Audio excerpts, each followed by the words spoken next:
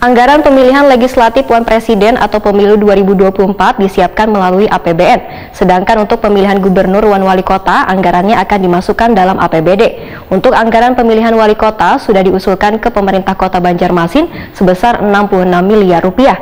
Anggaran pelaksanaan pemilihan kepala daerah 2024 di Banjarmasin meningkat hampir 100% bila dibandingkan sebelumnya. Anggaran pemilihan legislatif Wan Presiden atau Pemilu 2024 disiapkan melalui APBN, sedangkan untuk pemilihan gubernur Wan Wali Kota anggarannya akan dimasukkan dalam APBD. Untuk anggaran pemilihan wali kota sudah diusulkan ke pemerintah Kota Banjarmasin sebesar 66 miliar rupiah. Anggarannya pun dicanangkan pemerintah kota mulai dari tahun 2022 hingga 2024 mendatang.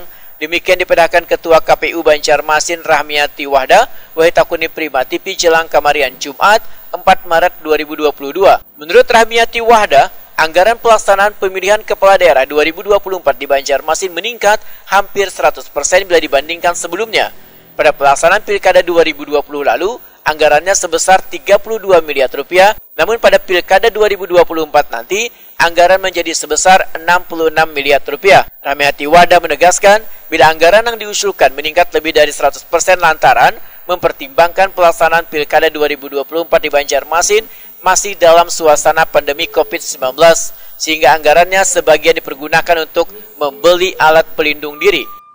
Adalah dengan keadaan COVID-19 kemarin untuk yang APD dan lain sebagainya, untuk logistik yang COVID itu adalah dianggarkan oleh pusat.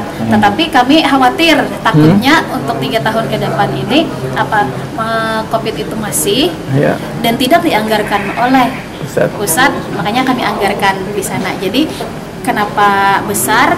Karena termasuk anggaran apa besarnya dari 2021? Kalau 2020 kemarin 32,8 M. Separuh lah. Kita masuk ya. 100% malahan kan.